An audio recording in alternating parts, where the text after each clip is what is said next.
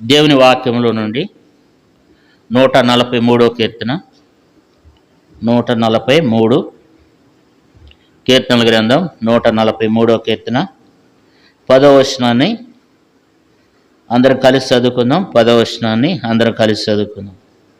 నీవే నా దేవుడవు, నీ చిత్తానుసారంగా ప్రవర్తించుటకు నాకు నేర్పుము.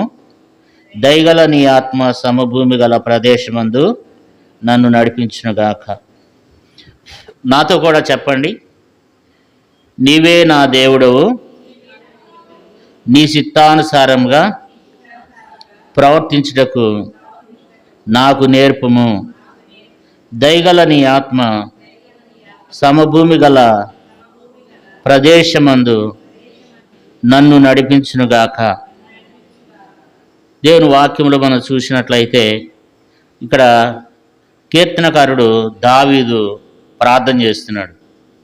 ఏమని ప్రార్థన చేస్తున్నాడంటే, నీవే నా దేవుడవు, నీ చిత్తానుసారంగా ప్రవర్తించుటకు నాకు నేర్పుము. దేవుని చిత్తానుసారంగా ప్రవర్తించడం అంటే అది చాలా కష్టతరం, చాలా కష్టతరం. కానీ దేవుని చిత్తానుసారంగా నడుచుకుంటేనే మన జీవితంలో ఆశీర్వాదం, మనకెంతో దీవెన.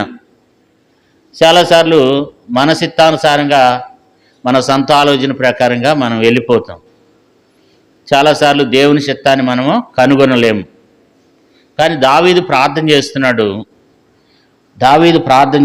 ఏమంటున్నాడంటే, నీ చిత్తానుసారంగా ప్రవర్తించుటకు నాకు నేర్పమని ప్రార్థన చేస్తున్నాడు. దేవా, నీ చిత్తానుసారంగా ప్రవర్తించడానికి నాకు నేర్పమని భక్తుడు ప్రార్థన చేస్తూ వస్తున్నాడు. ఎందుకంటే దావీదు కూడా దేవుని యొక్క చిత్తాన్ని నెరవేరుస్తూ వచ్చాడు. బైబిల్లో చాలామంది దేవుని చిత్తాన్ని నెరవేర్చారనమాట. మనం కూడా దేవుని చిత్తాన్ని నెరవేర్చే వారంగా ఉండాలి. మనము ప్రతి విషయంలో కూడా దేవుని చిత్తాన్ని మనము కనుగొనాలి. మనకు ముందున్నటువంటి దైవ సేవకులు భక్ష్యం గారు ఏం చేసేవాడు? జుట్టు కటింగ్ వేయించుకోవాలంటే ఏం చేసేవాడు? దేవుని చిత్తాన్ని కనుగొని, గడ్డం చేసుకోవాలంటే దేవుని చిత్తం, ఏది చేయాలన్నా దేవుని చిత్తం అయితేనే వెళ్ళేవాడు అనమాట. మనం అదే సహవాసంలో ఉన్నాం. మనం ఈ దినాన దేవుని చిత్తాన్ని మనం అనుసరించి నడుచుకోలేకపోతున్నాం. దాని ద్వారా మనం ఎంతో నష్టపోతున్నాం. నిలబడి నేనైనా కూర్చున్నా మీరైనా మనము దేవుని చిత్తాన్ని అనుసరించి నడుచుకునే వారమై ఉండాలి. భక్ష్యంగా అంకులు మన ముందు ఏం చేశాడు? ఆయన ఏది చేసినా దేవుని చిత్తాన్ని అనుసరించే నడిచాడు కదా. ఏ పని చేసినా మనం కూడా ఏ పని చేసినా దేవుని చిత్తమేనా కాదా అని మనము ఆలోచించి ఏది నిర్ణయం చేసుకోవాలన్నా, ఏ పని చేయాలన్నా మనం ఏం చేయాలంటే దేవుని చిత్తాన్ని కనుగొనాలి. ఒకసారి ఒక సహోదరుడు గేదెను కొనుక్కొస్తున్నాడంట. గేదెను కొనుక్కొస్తుంటే ఇంకో సహోదరుడు అడిగాడంట, అన్నా ప్రైజ్లాడన్నా, గేదెను కొనుక్కొస్తున్నావు కదా,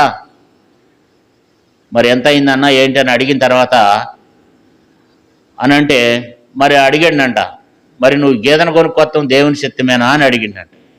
అప్పుడు ఆయన అన్నాడంట, గేదెను కొనడం కూడా దేవుని చిత్తం కావాలా అన్నాడంట. అన్న తర్వాత ఆ గేదె ఏమైందంటే కొనుక్కొచ్చాడు. అది 10-15 రోజులకే రాత్రిపూట తాడు దింపుకుని పోయిందంట. అసలు అడ్రస్ లేదంట, ఎంత ఎతికినా దొరకలేదంట. అంటే చిన్న విషయంలో కూడా మనము దేవుని చిత్తాన్ని మనం కనుగొనాలి. దేవునికి ఇష్టమైతేనే మనము చేయాలన్నమాట. మనం వివాహాల విషయాలు కూడా చూస్తూ ఉంటాం. మనం ఎప్పుడు దేవుని చిత్తాన్ని కనుగొనేదంటే మొట్టమొదట మనం అడుగుతాం, ఒక అమ్మాయికి ఒక అబ్బాయిని మాట్లాడాలంటే, లేదా అబ్బాయికి అమ్మాయిని మాట్లాడాలంటే మనం ఏం అడుగుతాం? మొట్టమొదట కులం అడుగుతాం.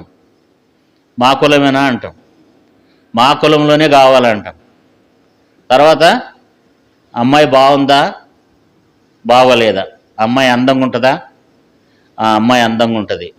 తర్వాత ఏం చదువుకుంది, చదువు అయిపోయిన తర్వాత ఎంత కట్నం ఇస్తారు, కట్నం అయిపోయిన తర్వాత వాళ్ళ ఫ్యామిలీ ఎంతమంది, తల్లిదండ్రులు ఉన్నారా, తండ్రి ఉన్నాడా, తల్లి ఉందా, అన్నదమ్ములు అక్క చెల్లెలు ఉండారా, ఇవన్నీ అడిగిన తర్వాత అన్నీ వాళ్ళే నిర్ణయం చేసుకున్న తర్వాత అప్పుడు వాళ్ళు ఏం చేస్తారు? ఓకే అన్నాక అప్పుడు దేవుని చిత్తం అంటారు. ఇవన్నీ అయిపోయిన తర్వాత ఏమంటారు? దేవుని చిత్తం అంట. కాబట్టి ముందే ఏం చేస్తున్నారు? మా కులం అబ్బాయే కావాలి, అమ్మాయి అందంగా ఉంటుందా, ఏం చదువుకుంది, ఎంత కట్నం ఇస్తారు, వాళ్ళకు ఫ్యామిలీ ఉన్నారా కదా. తర్వాత అంత అయిపోయిన తర్వాత అప్పుడు దేవుని చిత్తం. అంటే ఇట్లాంటి పెళ్ళిళ్ళు కూడా చాలా చూస్తున్నాం. పెళ్ళిళ్ళ విషయంలో కావచ్చు, ప్రతి విషయంలో కూడా మనం ఏం చేయాలంటే దేవుని చిత్తానుసారంగా మనం నడుచుకోవాలి. అది మనకు కుదరట్లేదు అనుకోండి, మనం ఏం చేయాలి? దావీదులాగా ప్రార్థన చేయాలి. ఏమని ప్రార్థన చేస్తున్నాడు దావీదు? 143వ కీర్తన 10వ వచనం, నీ చిత్తానుసారంగా ప్రవర్తించుటకు నాకు నేర్పము అంటున్నాడు. చూడండి, దేవుని చిత్తానుసారంగా మరి నీవునే మనం కూడా ఆ రీతిగా దేవుని చిత్తానుసారంగా మనము ప్రవర్తించాలి. మన ఆలోచన ప్రకారం కాకుండా మన చిత్తానుసారంగా. బైబిల్లో రాయబడింది, మరి నీ స్వనీతిని ఆధారం చేసుకొనక. చూడండి, కొన్నిసార్లు మన సొంత ఆలోచన ప్రకారం వెళ్ళిపోతుంటాం. సామెతల గ్రంథము 3వ అధ్యాయము 5వ వచనం చూడండి. సామెతలు 3వ అధ్యాయం 5వ వచనం, నీ స్వబుద్ధిని ఆధారం చేసుకొనక నీ పూర్ణ హృదయంతో యెహోవా యందు నమ్మిక ఉంచుము అన్నాడు. సామెతలు 3వ అధ్యాయము 5వ వచనం, నీ సుబుద్ధిని ఆధారం చేసుకొనక. నీ స్వబుద్ధి, నీ సుబుద్ధి కాదు స్వబుద్ధి అంటే సొంత బుద్ధి, సొంత ఆలోచన. చాలాసార్లు మన సొంత ఆలోచన ప్రకారంగా వెళ్ళినప్పుడు మనం చాలా నష్టపోతాం. నేను కూడా చాలాసార్లు ఆత్మీయ విషయాల్లో కొన్ని సందర్భాల్లో నా సొంత ఆలోచన ప్రకారం వెళ్ళి నష్టపోయిన సందర్భాలు కూడా ఉన్నాయి. తర్వాత పశ్చాత్తాపడిన సందర్భాలు కూడా ఉన్నాయి.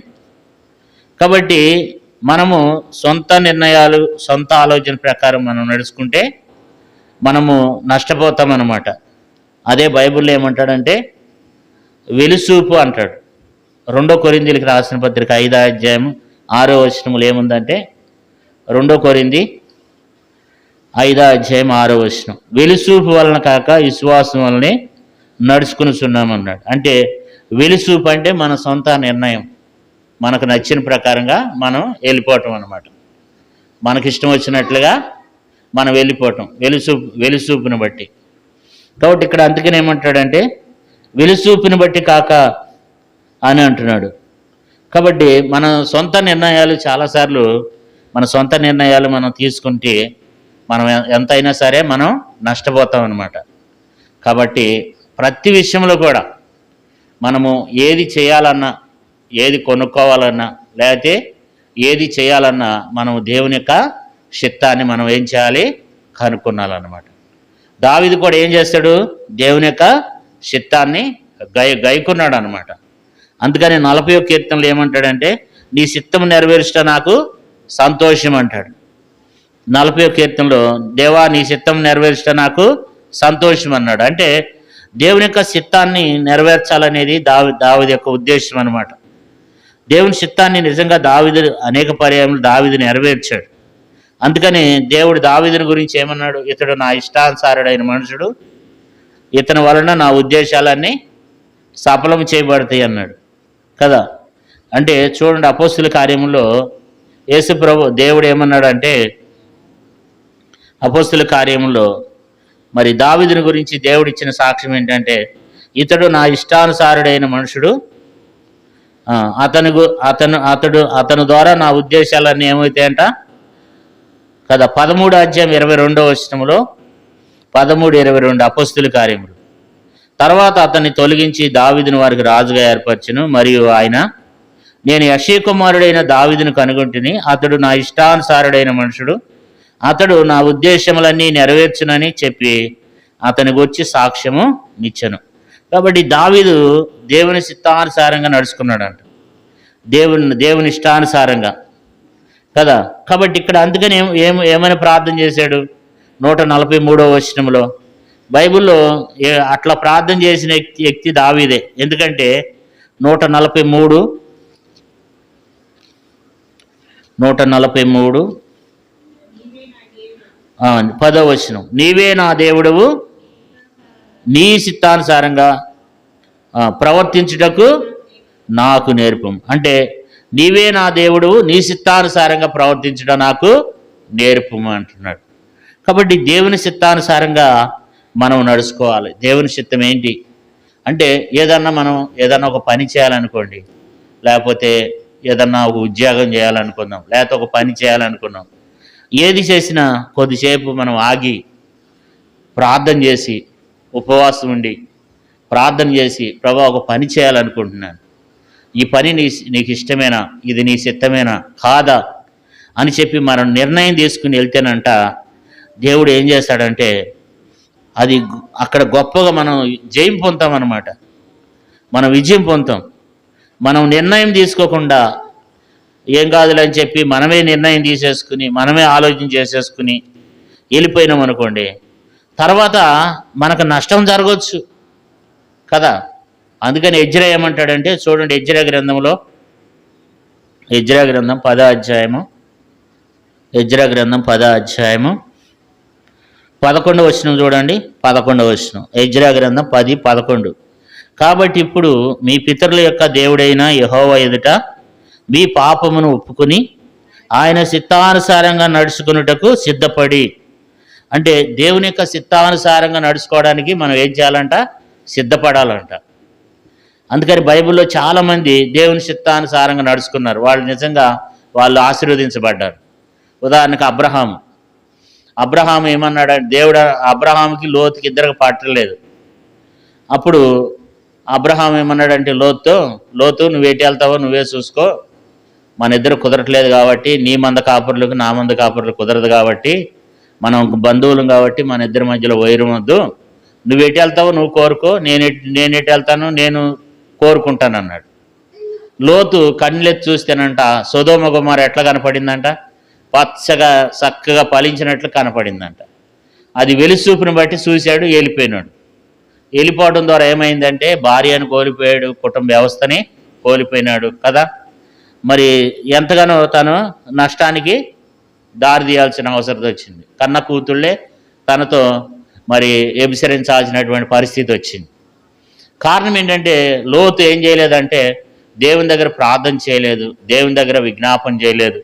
మరి అక్కడికి వెళ్తాం నీ చిత్తమా కాదా ప్రభా, మరి ఇట్లా మేమిద్దరం వెళ్ళిపోవాల్సి వచ్చింది, మరి ఎదురుగుండగా కనపడుతుంది, మరి సొదొమ గొమొర్రా పట్టణం కనపడుతుంది, మరి నేను అక్కడికి వెళ్తాం నీ చిత్తమేనా, నీ ఉద్దేశం ఏంటి, మరి నేను అక్కడికి వెళ్ళటం మీ ఉద్దేశం ఏంటి, మీ సంకల్పం ఏంటి, మరి నేను అక్కడికి వెళ్ళాలా లేకపోతే ఇంకో చోటకి ఎక్కడికన్నా వెళ్ళాలా అని చెప్పి మనం ఆయన ప్రార్థన చేసినట్లయితే దేవుడు ఏం చేసేవాడంటే దేవుడు ద్వారం తెరిచేవాడేమో.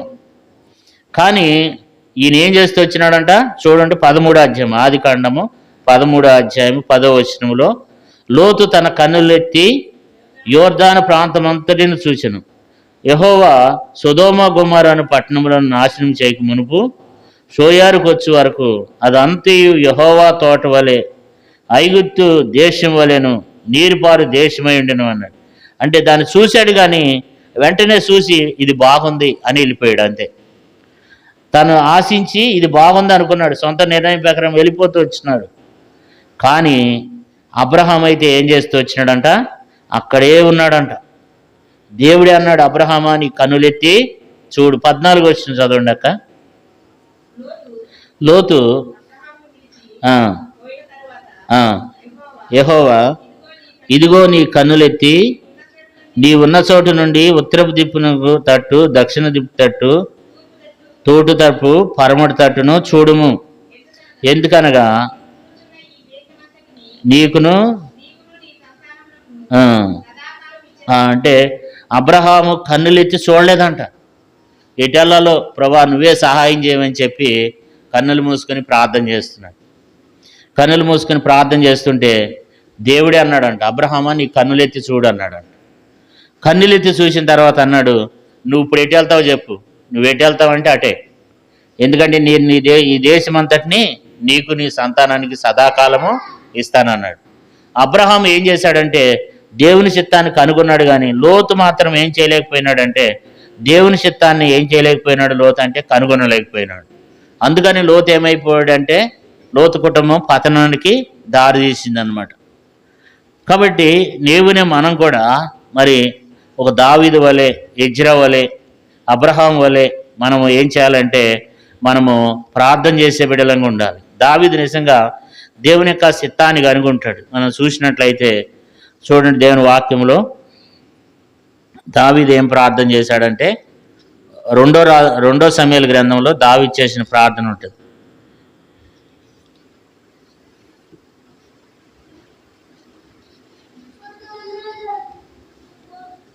2 సమూయేలు గ్రంథం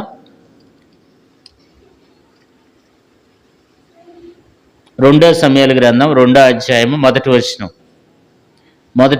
ఇది జరిగిన తర్వాత యూదా పట్టణంలోనికి నేను పోదునా అని దావీదు యెహోవా వద్ద విచారణ చేయగా పోవచ్చునని యెహోవా అతనికి సెలవిచ్చెను. నేను పోవాల్సిన స్థలం ఏదని దావీదు మనవి చేయగా హెబ్రోనుకు పొమ్మని ఆయన సెలవిచ్చెను. అంటే దావీదు ఏం చేస్తూ వచ్చినాడు? దేవుని దగ్గరికి ఎక్కడికి వెళ్ళాలన్నా, ఏం చేయాలన్నా ఏం చేశాడంట? దావీదు ప్రార్థన చేశాడంట. మరి నేను పోవచ్చా, పోకూడదా? నేను వెళ్ళొచ్చా, వెళ్ళకూడదా? వెళ్తే ఏమైద్ది? మరి నేను వెళ్తాం ద్వారా అక్కడ నాకు ప్రయోజనం కలుగుతుందా అని చెప్పి దావీదు ప్రార్థన చేస్తాడు. ఎందుకంటే 5వ అధ్యాయం చూడండి, 2 సమూయేలు 5వ అధ్యాయము 19వ వచనం. దావీదు నేను ఫిలిష్తీయులకు ఎదురుగా పోయేదనని వారు నా చేపుకు అప్పగింతువా అని యెహోవా యొద్ద విచారణ చేసినప్పుడు పొమ్ము, నిస్సందేహముగా వారిని నీ చేతికి అప్పగింతునని యెహోవా సెలవిచ్చెను. అంటే ఎక్కడికి వెళ్ళాలన్నా దావీదు ఏం చేస్తున్నాడు? దేవుని దగ్గర విచారణ చేసి మరీ వెళ్తున్నాడు అంట కదా. 23వ వచనం చూడండి, 2 సమూయేలు 5:23. దావీదు యెహోవా యొద్ద విచారణ చేసెను. అందుకు యెహోవా, నువ్వు వెళ్ళవద్దు, చుట్టూ తిరిగిపోయి కంబల చెట్టు ఎదురుగా వారి మీద పడుము. కంబల చెట్ల కొనల చప్పుడు వినగానే ఫిలిష్తీయులను హతం చేయుటకై యెహోవా బయలుదేరుతున్నాడు గనుక అప్పుడే నువ్వు త్వరగా బయలుదేరవాలని సెలవిచ్చును. అంటే ఒక్కొక్క ప్రాంతానికి వెళ్ళాలంటే ఒక్కొక్క రీతిగా దేవుడు దావీదుకి చెప్పాడు అనమాట. నువ్వు ఈ రీతిగా వెళ్ళాలి, నువ్వు ఈ వైపుకి వెళ్తే నీకు మేలు కలుగుద్ది. ఇట్లా దావీదు దేవుని దగ్గర ఏం చేస్తూ వచ్చినాడంటే దేవుని దగ్గర ప్రార్థన చేశాడు అనమాట. ప్రభా, మరి నేను వెళ్ళాలా వద్దా? ఒకసారి ఫిలిష్తీయులు వచ్చి మరి దావీదు భార్యలను, పిల్లలను అందరిని తీసుకుని పోయినాడు. అందరిని తీసుకుని పోతే అప్పుడు కూడా దావీదు ఏం చేశాడు? ప్రార్థన చేశాడు. దావీదు ఏమని ప్రార్థన చేశాడంటే 1 సమూయేలు గ్రంథం 30వ అధ్యాయము 8వ వచనం చూడండి. నేను ఈ దండును తరిమిన ఎడల దాన్ని కలుసుకుందునా అని యెహోవా యొద్ద దావీదు విచారణ చేయగా యెహోవా తరుము, నిశ్చయముగా నీ వారిని కలుసుకుని తప్పక నీ వారిని అందరిని దక్కించుకుందువని సెలవిచ్చును. అంటే మరి దావీదు ఏం చేస్తూ వస్తున్నాడు అంటే దేవుని దగ్గర దేవుని చిత్తాన్ని కనుగొంటున్నాడు అనమాట. ఒక దేవుని చిత్తాన్ని కనుగొనింది ఎక్కడంటే ఊరియా భార్య విషయంలో మాత్రమే దేవుని చిత్తాన్ని కనుగొనలే. మిగతా అన్ని విషయాల్లో కూడా దావీదు ఏం చేస్తున్నాడంటే దేవుని దగ్గర విచారణ చేసి ముందుకెళ్ళాడు అనమాట. ఒక ఊరియా భార్య విషయంలో మాత్రమే సొంత నిర్ణయం. ఆ సొంత నిర్ణయం ఏమైందంటే 4 పిల్లలు చనిపోయినారు. అట్లా మన సొంత నిర్ణయాల ద్వారా మన కుటుంబ విషయంలో మనము ఏది కూడా ఏ నిర్ణయం తీసుకున్నా సరే మనము అది దేవుని చిత్తానుసారమైనటువంటి నిర్ణయాన్ని కనుక మనం తీసుకుంటే దేవుడు తప్పక ఏం చేస్తాడు? మన జీవితంలో అది జయం కలుగుతుంది, మనకెంతో మేలు కలుగుతుంది అనమాట కదా. అందుకని దేవుని చిత్తానుసారంగా నీవునే మనం నడుచుకోవాలి. యేసు ప్రభువారు కూడా ఈ భూమి మీదకి వచ్చినప్పుడు దేవుని చిత్తాన్ని అనుసరించి నడుచుకున్నాడు అన్నమాట కదా.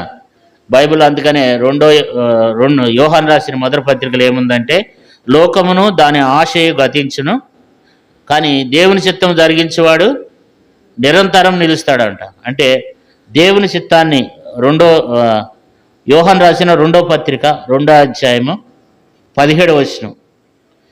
యోహాను రాసిన మొదటి పత్రిక 2వ అధ్యాయము 17వ వచనం. లోకమును దాని ఆశయ గతించుతున్నది కానీ దేవుని చిత్తమును జరిగించేవాడు నిరంతరం నిలుస్తాడంట. దేవుని చిత్తము ప్రకారంగా చేసింది ఎల్లప్పుడూ ఉంటుంది. అది ఎల్లప్పుడూ మేలే, ఎల్లప్పుడూ మేలుకరంగానే ఉంటుంది అన్నమాట కదా. లోకమును దాని ఆశ ఏమైంది, గతించిపోతాయి. ఈ లోక సంబంధమైనటువంటి ఆశ, శరీరాశ, నేత్రాశ, జీవపుడము ఇవేమైతే త్వరగా గతించిపోతాయి. కానీ దేవుని చిత్తం జరిగించేవాడు నిరంతరం నిలిచి ఉంటాడంట. అందుకనే మనము ఈ లోకంలో ఆ లోకంలో కూడా మనం నిలిచి ఉండాలంటే మనము మరి దేవుని యొక్క చిత్తాన్ని మనం కనుగొనాలి. దావీదు వల్లే మనము ప్రార్థన చేయాలి. యేసుప్రభువారు కూడా ప్రార్థన చేశాడు. యేసుప్రభువారు కూడా ఈ భూమి మీదకి వచ్చినప్పుడు ఒక మంచి మాట ఉంటుంది చూడండి. హెబ్రీయులకు రాసిన పత్రిక 10వ అధ్యాయము, హెబ్రీయులకు రాసిన పత్రిక 10వ అధ్యాయం 7వ వచనం. అప్పుడు నేను గ్రంథపు చుట్టలో నన్ను గూర్చి రాయబడిన ప్రకారము, దేవా నీ చిత్తము నెరవేర్చటకు ఇదిగో నేను వచ్చి ఉన్నానని నేను. కాబట్టి ఇక్కడ మనం చూస్తే హెబ్రీయులకు రాసిన పత్రిక 10వ అధ్యాయము 7వ వచనములో యేసుప్రభువారి మాట అన్నమాట ఇది. అప్పుడు నేను గ్రంథపు చుట్టలో నన్ను గూర్చి రాయబడిన ప్రకారము, దేవా నీ చిత్తము నెరవేర్చటకు ఇదిగో నేను వచ్చి ఉన్నానంటిని.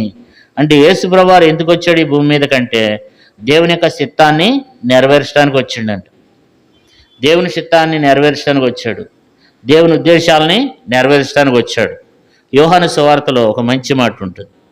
యోహాను సువార్త 4వ అధ్యాయం, యోహాను సువార్త 4వ అధ్యాయంలో అక్కడ కూడా దేవుని చిత్తాన్ని గురించి మాట్లాడతాడు. యోహాను సువార్త 4వ అధ్యాయం 34వ వచనం, 4:34. యేసు వారిని చూచి, నన్ను పంపిన వాని చిత్తము నెరవేర్చుటయు ఆయన పని తుదముట్టించుటయు నాకు ఆహారమై ఉన్నది. యేసు ప్రభువారు దేవుని యొక్క పనిని నెరవేర్చడానికి వచ్చిండంట. ఆయన చిత్తాన్ని నెరవేర్చడానికి వచ్చిండంట. ఆయన ఆలోచన నెరవేర్చడానికి వచ్చిండంట. మనం కూడా ఈ భూమి మీద మనం కూడా ఏం చేయాలంటే దేవుని యొక్క చిత్తాన్ని నెరవేర్చే వారంగా ఉండాలి. అందుకనే మనం చూసినట్లయితే యోహాను సువార్త 6వ అధ్యాయము 38వ వచనం, 6:38. యోహాను సువార్త 6:38. నా ఇష్టం నెరవేర్చుకున్నట్టుకు నేను రాలేదు, నన్ను పంపిన వాని చిత్తం నెరవేర్చుటకే పరలోకము నుండి దిగి వచ్చి తిని. కాబట్టి ఎందుకు వచ్చినాడు యేసు ప్రభువారు అంటే ఆయన చిత్తానుసారంగా ప్రవర్తించడానికి, ఆయన చిత్తాన్ని నెరవేర్చడానికి వచ్చిందంట. ఆయన చిత్తానుసారంగా దేవుని యొక్క చిత్తం ఏమైంది, దేవుని ఉద్దేశం ఏమైంది. అందుకని తండ్రి నీ చిత్తమైతే ఈ లోకాసు వార్తలో ఒక మంచి మాట ఉంటుంది చూడండి. లోకాసు వార్తలో 22వ అధ్యాయం, లోకాసు వార్తలో 22వ అధ్యాయము 42వ వచనం, 42వ వచనం. తండ్రి ఈ గిన్నె నా యొద్ద నుండి తొలగించుటకు నీ చిత్తమైతే తొలగించుము, అయినను నా ఇష్టం కాదు నీ చిత్తమే సిద్ధించునుగా కానీ ప్రార్థించును. యేసు ప్రభువారు దేవుని యొక్క చిత్తం, దేవుని యొక్క ఉద్దేశం అంటే మనం కూడా దేవుని బిడ్డలైన నీవునే మనం కూడా దేవుని యొక్క చిత్తాన్ని నెరవేర్చేవారంగా ఉండాలి. దేవుని యొక్క ఉద్దేశాలని నెరవేర్చేవారంగా ఉండాలి. దేవుని యొక్క ఆలోచనలను నెరవేర్చేవారంగా ఉండాలి. ఆ చిత్తాన్ని నెరవేర్చకపోతే ఏమి ప్రయోజనము ఉండదు. మత్తయి సువార్తలు ఏమన్నాడంటే చూడండి, మత్తయి సువార్త 7వ అధ్యాయము, మత్తయి సువార్త 7వ అధ్యాయము 21వ వచనం. ప్రభువా అని నన్ను పిలిచి ప్రతివాడును పరలోక రాజ్యంలో ప్రవేశించడు కానీ పరలోకమందున్న నా తండ్రి చిత్త ప్రకారం చేయవాడే ప్రవేశించును. కాబట్టి ప్రభువా అని ప్రతి ఒక్కరు కూడా పరలోక రాజ్యంలో ప్రవేశించరంట. కానీ ఆయన చిత్త ప్రకారంగా మనం ఏది చేసినా మనము ప్రవేశిస్తాం. ఆయన చిత్త ప్రకారంగా, అసలు ఆయన చిత్త ప్రకారంగా నడిస్తేనే దేవుడు మన ప్రార్థన వింటాడంట. యోహాను సువార్తలో ఒక మంచి మాట ఉంది. యోహాను సువార్త 9వ అధ్యాయంలో, యోహాను సువార్త 9వ అధ్యాయము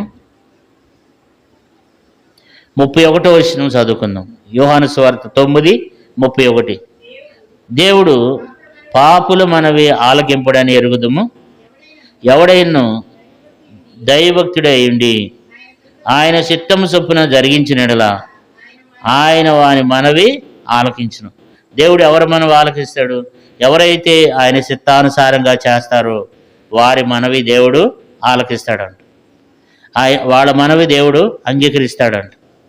ఎవరైతే ఆయన చిత్తానుసారంగా భూమి మీద జీవిస్తున్నారో వారి ప్రార్థన దేవుడు ఆలకిస్తాడంట. కాబట్టి మన చిత్తానుసారంగా కాకుండా మనం కూడా ఏం చేయాలంటే, మరి దేవుడు మనకు కూడా ఏం నేర్పిస్తున్నాడంటే, దేవుని చిత్తానుసారంగా చేయండి.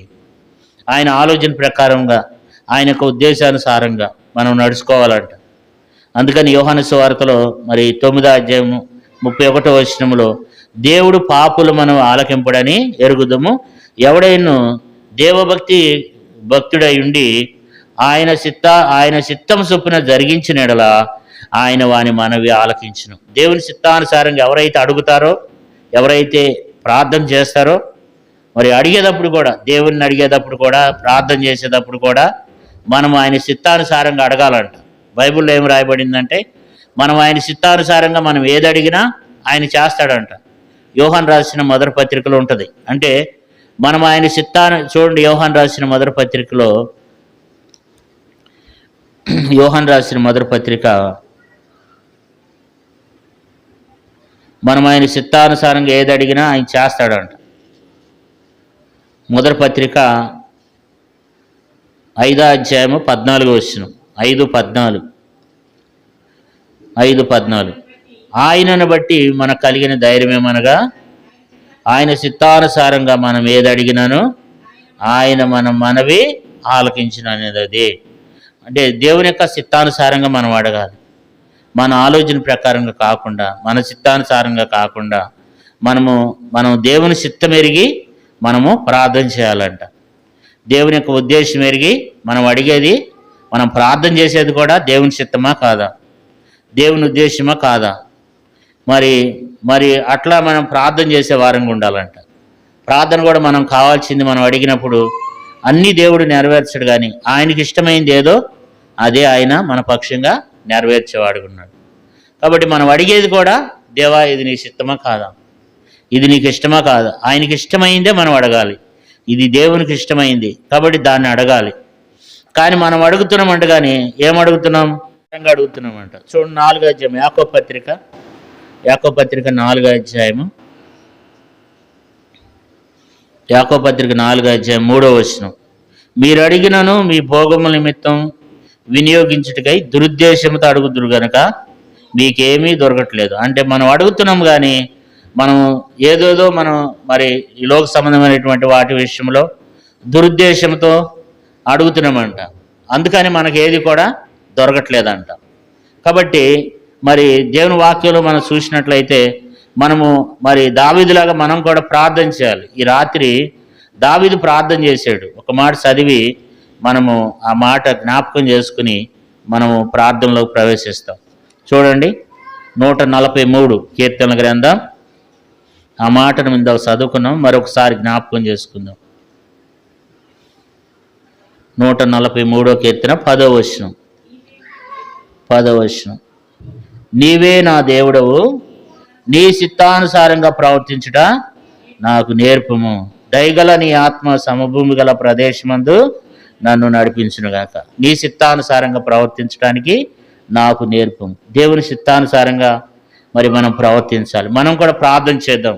ప్రభా, మేము ఇన్ని రోజులు అనేక పర్యాయములు వెలుసూపును బట్టి, లేకపోతే మా సొంత ఆలోచన బట్టి, మా సొంత ఉద్దేశాలను బట్టి మేము ప్రార్థన చేశాం.